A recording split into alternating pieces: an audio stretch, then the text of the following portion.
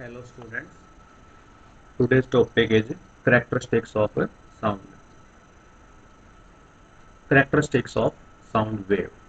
A sound wave can be described completely by five characteristics. Sound wave को समझने के लिए हमें पांच चीजें समझनी होंगी. नंबर एक वेवलेंथ, नंबर दो amplitude, number three time period, number four frequency and number five velocity या स्पीड ऑफ वेव.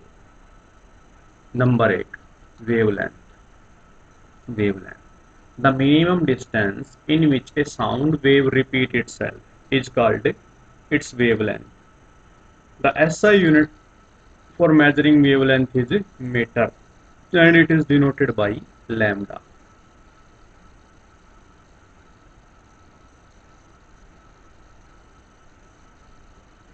जैसा कि फिगर में दिख रहा है, पॉइंट बी से पॉइंट एफ तक वेवलेंथ है. इसी तरह से पॉइंट डी से पॉइंट एच तक वेवलेंथ है. दो क्रस्ट या दो ट्रफ के बीच की जो डिस्टेंस होती है या सेम फेज में जो पॉइंट होते हैं उनके बीच की जो डिस्टेंस होती है, minimum distance, that is wavelength होती है.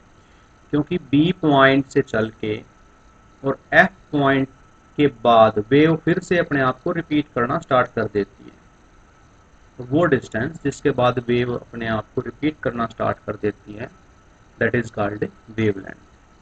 Next is amplitude. Amplitude, the maximum displacement of the particle of the medium from their original disturbance position. Original undisturbed position. When a wave passes through the medium is called amplitude of the wave. जैसा कि figure में दिखाया, ये वाली जो line है ये undisturbed position है पार्टिकल की. तो पार्टिकल अपनी मेन पोजीशन से कितना डिस्टेंस तक जाता है, that is amplitude. Next is time period. The time period to produce one complete wave. एक कंप्लीट वेव बनाने में जितना समय लगता है, that is called time period. Is called time period of the wave. और the time taken to complete one vibration is called time period. It is measured in second.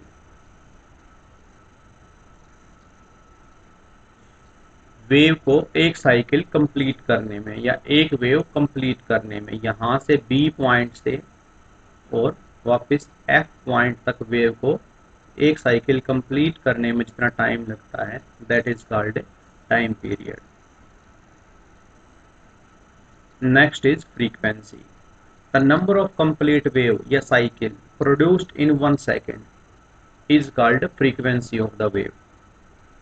कोई wave एक सेकेंड में कितने साइकिल कंप्लीट करती है उसको बोलते हैं frequency. The SI unit of frequency is hertz, which is written as Hz. 1 hertz equal to 1 vibration per second. It is denoted by nu. The relation between time period and frequency of a wave. Time period और frequency में क्या relation होगी? Suppose time period of A wave is T second. मान लो T second में एक wave complete होती है. Now in t second, number of wave produced equal to 1. So in 1 second, number of wave produced will be 1 by t. But the number of wave produced in 1 second is known as, is called frequency. Therefore frequency is equal to 1 by time period, or nu equal to 1 by t. This is the relation between frequency and time period. Or we can say reciprocal of time period is frequency. Velocity of wave or speed of wave. Velocity of wave or speed of wave. The distance traveled by wave in 1 second is called velocity of wave. एक second में कोई wave कितना distance travel करती है वो उसकी velocity या speed कहलाती है. The speed of wave. Velocity of wave is represented by letter v, इसको v से रिप्रेजेंट करेंगे। The SI unit for measuring velocity of wave is metre per second. Relation between velocity, frequency and wavelength. As we know, velocity is equal to distance traveled by time taken. Suppose wave travel a distance lambda in time t, क्योंकि t time period होता है और time period में wave lambda distance travel करती है। Then v velocity is equal to distance lambda and time t, लेकिन 1/t is f। हम frequency के लिए f भी यूज कर सकते हैं और न्यू भी यूज कर सकते हैं। तो हमें मिला v is equal to lambda into F.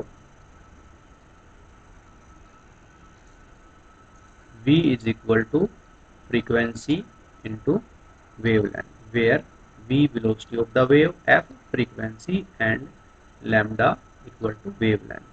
In other word, velocity of the wave equal frequency into wavelength. Thus the velocity of a wave in a medium is equal to product of its frequency and wavelength. The formula v equal to f into lambda is called wave equation. It applies to all type of waves: transverse wave, longitudinal wave, and electromagnetic wave.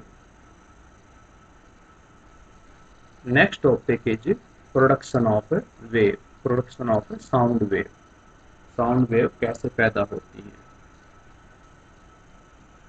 Sound is produced when an object vibrate, कोई object जब vibrate करता है, move back and forth rapidly, high speed से back and forth move करता है। In other word, sound is produced by vibrating object. Whenever we hear sound, then some material must be vibrating to produce that sound. जब हम कोई sound सुनते हैं, that mean कोई membrane या कोई मटेरियल, कोई ऑब्जेक्ट वाइब्रेट कर रहा है हाई स्पीड से टू एंड फोर,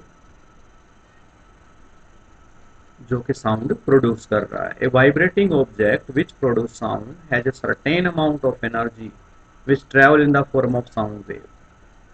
और जो वाइब्रेटिंग ऑब्जेक्ट एनर्जी फॉर्म कर रहा है वाइब्रेशन के दौरान, वो साउंड वेव की टर्म में ट्रेवल करती है और हम तक पहुंचती है।